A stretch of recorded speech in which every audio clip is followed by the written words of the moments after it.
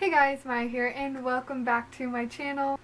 Today I'm going to be talking about a manga series that I had just read recently and I absolutely love, and that is Otome Mania. Otome Mania is a 2-volume series that is published by 7 Seas.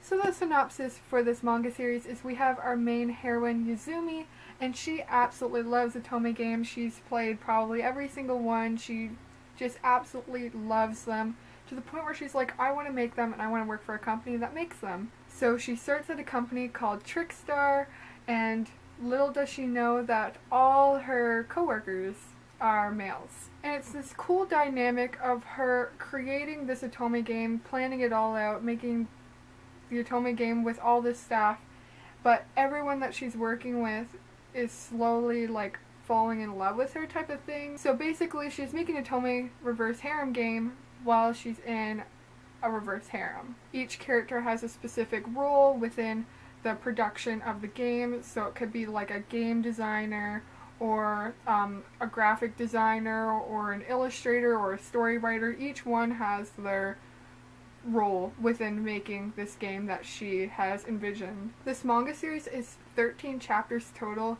and 8 of those chapters are like character specific stories, but they also like, it's not like episodic, I guess, or I don't know like how I'd word that, but it's like this chapter is specifically to show the dynamic between the main heroine and this other male. So it could be the process of her doing the recordings for voice acting, and then they have like their little moment together. So that means there's 8 chapters where it just revolves her and another male character, and then the remaining 5 chapters is just direct story. So now I will list off all the characters and their roles within the story. But our first character is Tachibana. He is like the tough guy aesthetic type of thing, just very cold. And he is the director and an ex-voice actor. The second character is Alex, or as his nickname is, the Oil King, and he is a graphic designer for the game. We have Takumi, which he is one of my favorite characters. He's very like quiet, but also can like snap of the fingers, be like very like clingy and almost just like the perfect boy type. And he is the scenario writer for the game. We have Sagano, and he is the game developer. We have Kazuya, and he is the head artist. And we have Kanazaki, and he's a freelance illustrator that helps out with the game. I'm not sure if I'm saying this right, but Akamune, he is from a rival company that is trying to steal our heroine to help him make a game for his company. So those are like the main male protagonists, but then there's still like side male protagonists that like invest quite a bit into the story. So we have Shiraishi, and he is the like head writer of the Trickstar game company. And we have Miyahara, and he is the boss. Technically, he has like a lot of moments where he takes up a good chunk of like the main story chapters, but how you can tell it's dedicated between a specific character is there'll be like a special picture that looks almost like a gacha card from like an Otome game or whatever. So that's how you know it's like a character specific chapter story arc. For it being such a short story, it was so refreshing to read. I love short like stories like this just because they're quick and easy to collect. One of my favorite manga series of all time is a 2-volume series called Meteor Prince. Definitely recommend you check that out. I've made a video on it in the past. It's not the best video, so I will probably remake it because, again, it's one of my favorite manga series, but this was definitely a good read. I'm not saying this is like the best thing in the world, like it's 10 out of 10, but like if you love Otome, you love cute stories, you love reverse harems, then you're like, this is like a must-have series, and it's 2 volumes, so it's super easy to get, not expensive. I feel the only problem I had with this series was the fact that it was 2 volumes. It didn't really like rush things. Things happened like accordingly, like there was time skips and whatnot, but this could have been dragged out a lot longer. They could have, if they really wanted to, they could have made this 8 volumes. Each volume is like specifically between the dynamic between these specific characters, because you have to think, making a game is a long time. They said that it took them 6 months to make just the first part of the game, and then they still were working on the update within the second volume. So that means, like, it would have been like at least a month, almost a month, that she spent with each character doing specific parts for the game.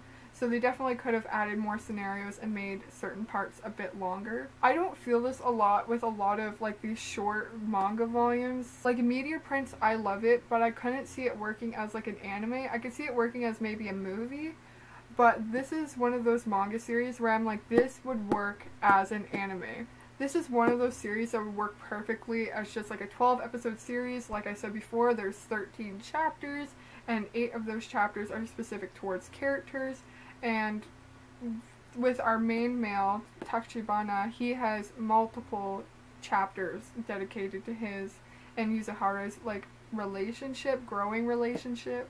I don't know, like I would really love to see this, and again with like the conflicts that happen, with all the situations that happen, it just would work as like a, like not an Otome anime, but as a reverse harem. And the thing like with reverse harems, I'm gonna be completely honest, a lot of them don't have the best story, you know? A lot of them are just there for the fact of we have a main heroine surrounded by a bunch of males. So that, and it happens in the harem community too. I'm not just saying it's just us. But this is one of those ones that I feel would be like almost like educational. Like while reading it, I didn't realize how much like work went into making a game, or even just making a Otome game for that matter. And because they're making a game and just, I don't know, the scenarios that happen just would work so well with an anime. So like, this was published a while ago. It was published in 2015 to be exact, so it's been 5 years. But like, it would be so good. Like I can dream, but like I know for a fact it won't happen.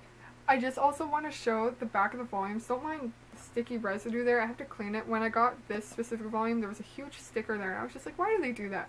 But they have like cute like little 8-bit characters of like the characters that are featured within that volume, and just saying like a little like speech bubble that kind of goes with like their character and whatnot. So Tachibana, for example, is don't be friendly with the voice actors, exclamation mark, like him just being all snooty and whatnot. And it's very cute, and even like the bottom text, like the synopsis, looks like an Otome game, like with our heroine on the ends and the text bubble, and just, it's very creative how they went with it. And it's the same with the second volume, all the characters that are featured within that volume, along with text bubbles, and then the story synopsis looking like an Otome game text box.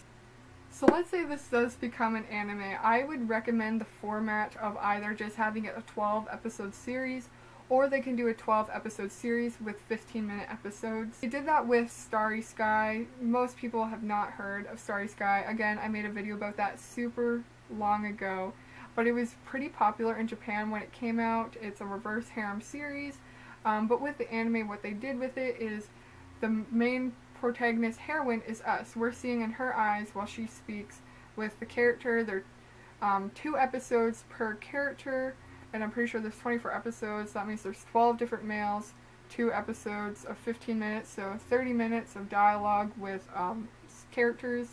I'm pretty sure they made an actual anime for it because there's so much manga for it. Like I have they only released 1 volume in English, but I have a bunch of just like the Japanese volumes, because when I went to Japan they were like everywhere. Like I was super surprised because I got this 1 volume and then it was discontinued. Like they just stopped publishing it in English, but it blew up in Japan. I guess not as much now because it's an older series and all the volumes that we're finding were at like secondhand shops, but even still, I feel like that format might work for this. Not like the first person type of thing, but even just for 15-minute episodic type episodes. This is another thing I don't say too often about these short series, but it actually had a really good ending that I was super satisfied with. So this is a bit of spoilers for the ending, so just skip to this timestamp right here if you don't want to be spoiled about the ending. So how the ending goes is the game gets developed and it gets to the top of the charts. Basically the update happens and they beat their rival. The generic, they beat the rival and whatever. And I assumed it was going to end like, well, this is my life now. I'm happy and content with my job, blah, blah, blah, blah, blah, and then end like most things end.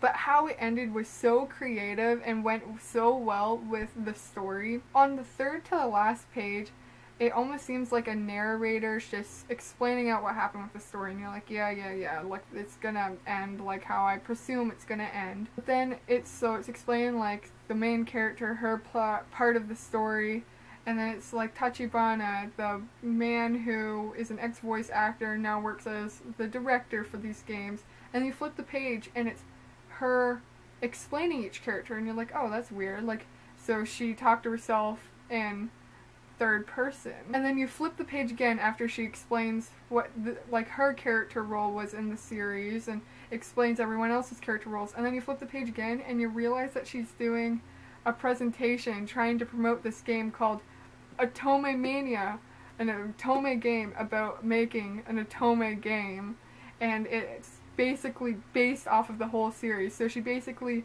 not like a fourth wall break, but basically turned the whole story that we saw here into a game. I just thought that was such a creative ending. It went so well with the series, as I said before. It just tied everything together so well, and that's why I appreciate the series as much as I do for it being a 2-volume series.